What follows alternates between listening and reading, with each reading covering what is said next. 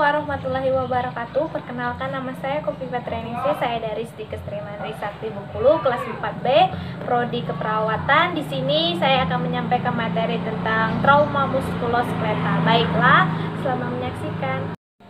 Baiklah, yang pertama yaitu definisi. Trauma muskuloskeletal adalah suatu keadaan ketika seseorang mengalami cedera pada tulang, sendi, dan otot karena salah satu sebab.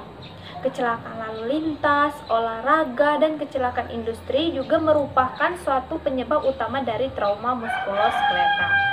Etiologi. Yang pertama ada fraktur, penyebabnya bisa dari trauma langsung. Misalnya benturan pada lengan bawah yang menyebabkan patah tulang radius dan ulna. Serta trauma tidak langsung seperti jatuh bertumpu yang menyebabkan tulang klavikula atau radius distal patah. Lalu yang kedua ada strain. Penyebab dari strain bisa dari trauma langsung maupun trauma tidak langsung. Misalnya jatuh dan tumbukan pada badan yang mendorong sendi keluar dari posisinya kemudian merenggang. Lalu yang ketiga ada sprain. Penyebab sprain sama dengan strain, yaitu trauma langsung maupun trauma tidak langsung. Klasifikasi. Ada beberapa jenis trauma muskuloskeletal yang umum terjadi, yaitu fraktur, strain, sprain, dislokasi, dan amputasi. Manifestasi klinis. Yang pertama ada fraktur, yaitu deformitas, nyeri, pembengkakan atau edema, hematom atau memar, kehilangan fungsi dan kelainan gerak. Lalu yang kedua ada strain. Yang pertama nyeri, kelemahan otot, ruptur secara parsial atau bisa menyebabkan kelumpuhan. Lalu yang ketiga ada sprain, yaitu adanya robekan pada ligamen, nyeri, hematom atau memar. Patofisiologi. Yang pertama pada fraktur. Keparahan dari fraktur tergantung gaya. Jika ambang fraktur terlewati maka tulang mungkin hanya retak saja. Jika gaya ekstrim seperti tabrakan maka tulang dapat pecah secara berkeping-keping. Lalu yang kedua pada strain. Kerusakan pada jaringan otot karena trauma. Cedera ini terjadi akibat otot tertarik pada arah yang salah, kontraksi otot yang berlebih, serta otot yang belum siap. Lalu yang ketiga pada sprain. Adanya tekanan eksternal terutama terjadi pada ligamen, dan jika ligamen ini robek maka bisa kehilangan kemampuan stabilitasnya.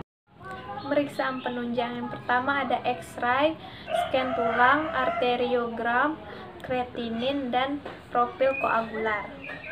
Penata laksanaan. Yang pertama pada fraktur, imobilisasi, reduksi, traksi. Lalu yang kedua pada strain itu istirahat, kompres air dingin, perbaikan bedah, pemasangan balut tekan, minimalkan gerak. Lalu yang ketiga pada sprain itu yang pertama istirahat, meninggikan bagian yang sakit, serta kompres air dingin. Baiklah, selanjutnya yaitu asuhan keperawatan trauma muskuloskeletal, di mana yang pada bagian pertama itu bagian pengkajian yang berisi identitas pasien yang meliputi nama, umur, alamat, pekerjaan, pendidikan, dan lainnya. Lalu yang kedua yaitu tentang keluhan utama, di mana keluhan utama yang dirasakan oleh pasien. Lalu yang ketiga itu riwayat kesehatan yang berisi riwayat kesehatan sekarang, riwayat kesehatan dahulu, dan riwayat kesehatan keluarga pasien. Lalu yang keempat, pemeriksaan fisik. Kita bisa mengecek tanda-tanda vital pasien dan memeriksa fisik dengan cara inspeksi, palpasi, perkusi, serta auskultasi. Diagnosa. Yang pertama, nyeri akut berhubungan dengan peregangan atau kekoyakan pada otot, ligamen atau tendon, dibuktikan dengan kelemahan, mati rasa, perdarahan, edema, dan nyeri. Lalu yang kedua, gangguan mobilitas fisik berhubungan dengan nyeri atau ketidakmampuan, dibuktikan dengan ketidakmampuan untuk mempergunakan sendi, otot, dan tendon.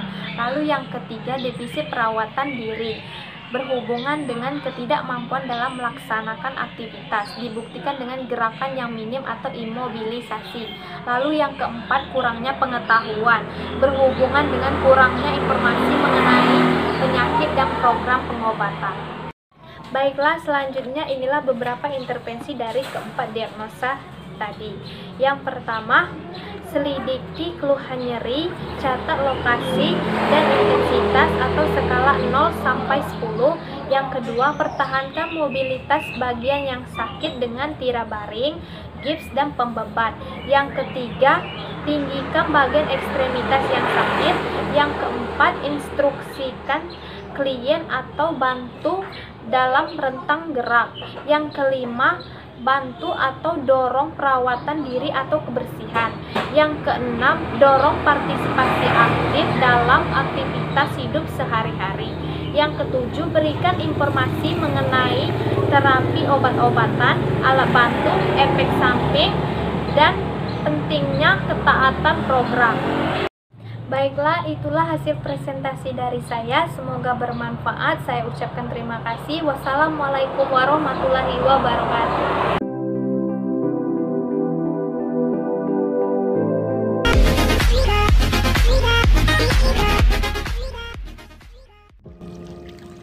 Assalamualaikum warahmatullahi wabarakatuh. Hai teman-teman, perkenalkan nama saya Welia Sumita Bundari. Saya dari Keperawatan 4B Stikes Trimandiri Sakti Bengkulu.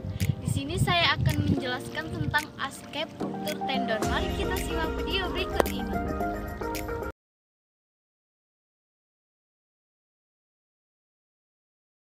Assalamualaikum warahmatullahi wabarakatuh. Perkenalkan, nama saya Yolanda Andriani. Saya dari Keperawatan 4A. Di sini saya akan menjelaskan tentang asuhan keperawatan secara teoritis dari ruptur tendon.